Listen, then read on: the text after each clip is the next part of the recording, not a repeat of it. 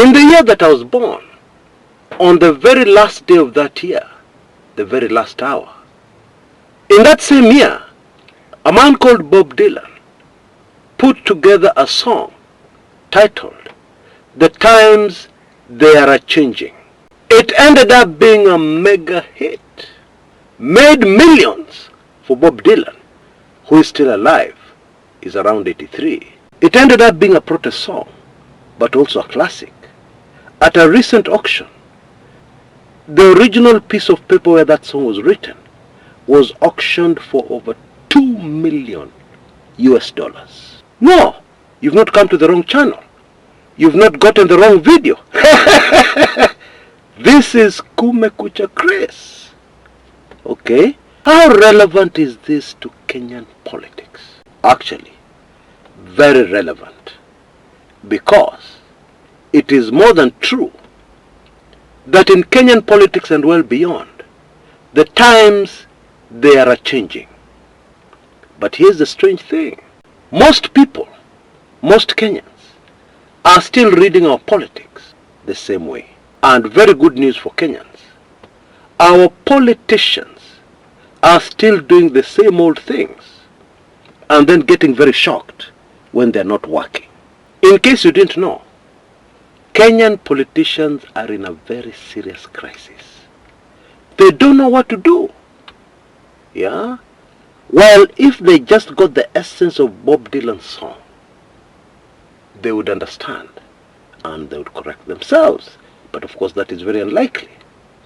The regime of William Samoei Ruto and President William Samoei Ruto himself is in a very serious crisis and he does not know what to do. Latest example, a very hyped tour, Meet the People tour of Ukambani has been cancelled. Okay, the official line is that it has been postponed. Why was it postponed? Well, I will answer that question with a question. Why was it planned in the first place? Huh? Why? And obviously, it was cancelled, postponed, whichever way you want to look at it, because somebody did not realize the times they are changing. Many of my dear subscribers, and we can see evidence of this very clearly in the comments area, many of them no longer understand my analysis. Chris, you're wrong. Chris, this and that. Now don't get me wrong. I thrive on constructive criticism. But the issue here is that they don't get it. Most of us still don't get it. But the times are changing. And nothing can stop that. You do not need to be a rocket scientist to realize that the ground in Ukambani right now is extremely hostile towards the regime of William Samoei Ruto.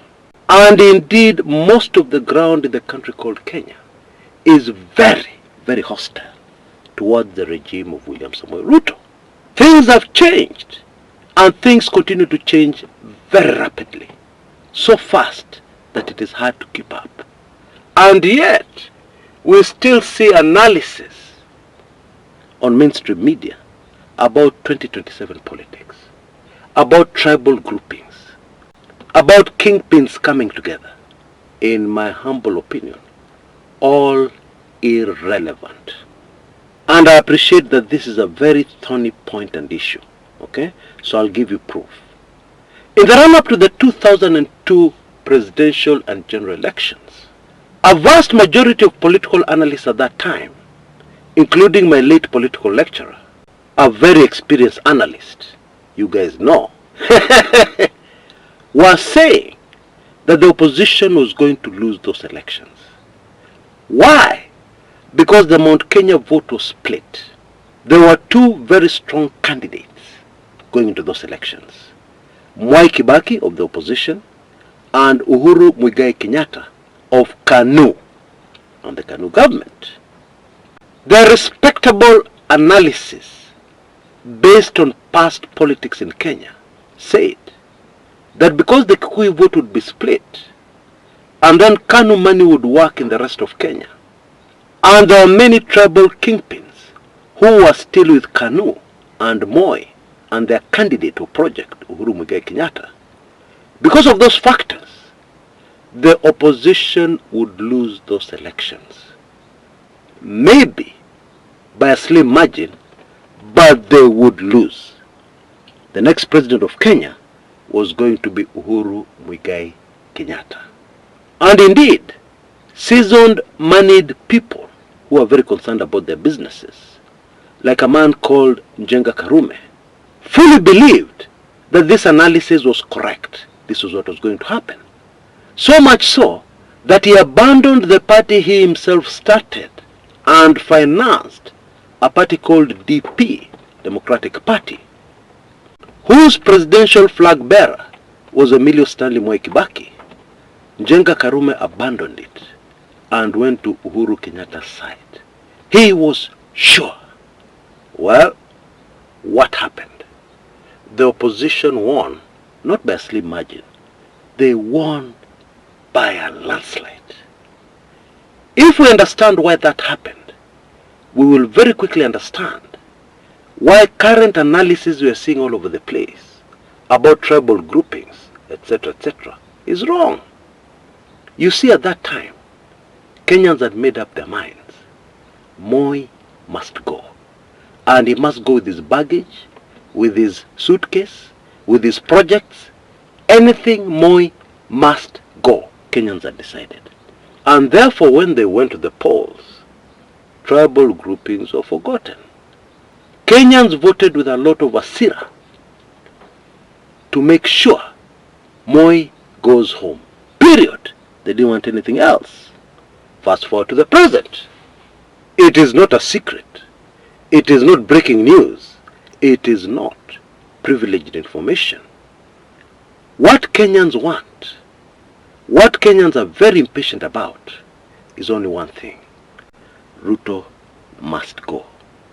With all his baggage, with all his suitcases, with all his projects, etc., He must go. And therefore, that is the one thing that is going to rule any future election in the country called Kenya. It is as simple as that. No need for complicated analysis. But there is a lingering mystery here. Okay? And it is the following. How come former President Rigathi Gachagua seems to be doing all the right things, pressing all the right buttons, okay, in getting his own personal agenda forward, and yet President William Samoei Ruto, with the best advisors money can buy, with the best advisors power can attract, seems to be making all the wrong moves every time? Why? What is really going on? You know, there's a Swahili saying, siku ya nyani kufa, miti zote zinateleza. Have you noticed that Wamunyoro is not on top of his car all the time meeting the people, yeah, telling them that Ruto must go? He's not doing that. Instead, he's using the media. And remember, the media is controlled by Ruto. Okay? And therefore, there are bottlenecks all over the place. No, you cannot say this. No, we cannot host you because we know you're going to say this. You're going to get us into trouble with the government, and our license is up for renewal, etc., So there are bottlenecks. But former Deputy President Rigathi Gachagua is using the media very effectively. He's using social media. And then his messaging. Hey, his messaging. Somebody commented on our Telegram forum that Gachagua's messaging guy must be a genius. One term. Have you heard of that catchphrase that is really gathering momentum? Yeah, meaning one-term president. Bottom line, Gachagua is doing everything right. Ruto, the president, is doing everything wrong.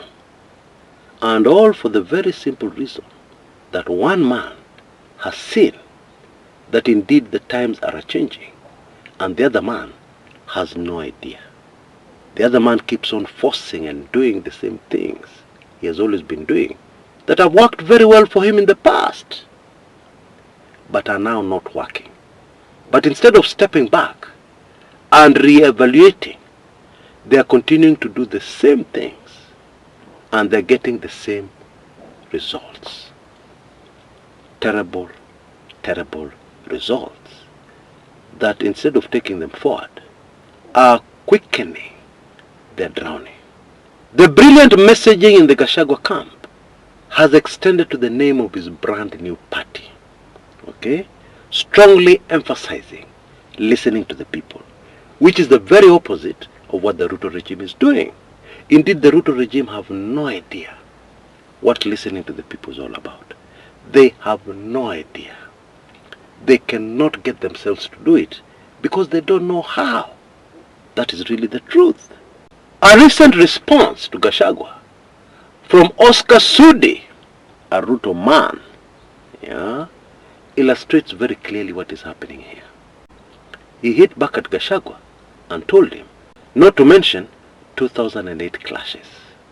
You see, what Gachagua had said is that if the IEBC decides to mess up with the next election results, then what happened in 2008, very terrible things, will be a Christmas party in comparison to what will happen after the next elections are messed up by the IEBC. That's what Gachagua said. And Sudi's response, by the way, has been very quiet for a long time. He is not swaggering around, proudly, talking arrogantly. That has ended, okay? But he has come out now, and his response, if you check his body language, if you listen to what he's doing, you will know without any shadow of doubt that the Ruto regime is in very, very serious trouble. But it would seem, surprise, surprise, that it is not only the Ruto regime who have not realized that the times are changing. Even the Mzungu seems to have no idea. A candidate was propped up and sent to Kenya to campaign with a very heavy war chest. A candidate called Fred Matiang'i. Now, I don't want to be accused of favoring any presidential candidate or hating any presidential candidate. So I just need to ask you a simple question. What happened to the Matiang'i campaign? How come it was abandoned so quickly? He has flown out of the country again. What went wrong? Simple answer, the times are changing. If this was 2017 or 2021, 2022, it would have worked like a charm. But then this is 2025. Wakenya wamechanuka. There is a media house in Kenya that did a very simple thing. They just analyzed Matiang'i's career as a cabinet secretary. Kwisha maneno. And that was it. Hey! And what I want to say now, to those who want to sponsor candidates, for power, I have something very simple to say to them. Next patient, please. Who is next? Siakuje. Hey, I'm telling you, you cannot fight the winds of change when they arrive. Who have you had fighting the wind, stopping the wind, managing to change its direction? Who? Who has achieved that? Please educate me. Maybe I don't know about the exceptions. Okay? It is not possible. And you see, the problem here, as we've said on this channel before, is that sometimes there are dire consequences in trying to go against the wind, in trying to swim against the tide. The tide is coming this direction with the wind, you want to swim in the direction it's coming from. Ish! Even if you're Superman. How is that possible? The times are changing na bado. Tena bado sana. Okay? You know, this thing is not limited to Kenya. No. What is happening in the US? What is happening in India? What is happening in most of the major countries in the world? The times are changing, and you cannot stop it. You know, I did a video recently covering the real reason behind the visit into the country by the Finland president. And up to this very minute, there are many of us who do not get it. Okay? Now, the truth is, there is something about to happen. There is something about to happen very major in the world that will change all our lives forever. It will change the way we do things. It will change the way we handle money. It will change our finances. It will change our jobs. It will change everything. As long as you are a resident of the planet Earth, your life will change. Upende, usipende. And you see, I understand. Grasping, believing something so drastic as that is not easy. And to make matters worse, the country called Kenya, which is destined for very great things. It has a destiny that you cannot believe. Okay? Anyway, the country called Kenya and President Ruto have been caught in the crossfire of this major change that is coming, actually is already happening on the entire globe. It has put Ruto in a crisis that maybe some of his handlers think there is a way it can be solved. These handlers, of course, do not understand the big picture. Now you can see details on your screens on how to get my very latest, highly sensitive special report that breaks it all down and explains it in great detail and also gives you evidence of what is already unfolding and also explains what we should expect very soon. In fact, at any time. It is that serious. This is very urgent. Okay? Now, I hope very soon I will be able to come up with a video packed with tips on how we can not only survive what is coming, but also thrive despite it. Okay? But first of all, we have to understand what we're dealing with. Okay? I would highly recommend, if you're in a position to rush and get this special report. It is only Kenya shillings 3,999, a pittance compared to the difference it can make in preparing you for what is definitely coming. Okay? The same details are repeated in the description area below this video on YouTube. Please go for it. If you're in a position to, you will never regret getting this information ahead of others. Now we continue to celebrate, I continue to celebrate 20 great years of the Kumekucha brand. We have covered a lot of politics. We have done a lot of analysis. We have gained a lot of experience from that. And in my opinion, we have been prepared for the massive change that is coming. And I take this opportunity to thank those who have already come forward to give to the Kumekucha brand, and also stand a chance to win the free pass to everything Kumekucha, including this latest special report. We're going to have 20 lucky subscribers here who will have a free pass to everything. They will never pay anything. Okay?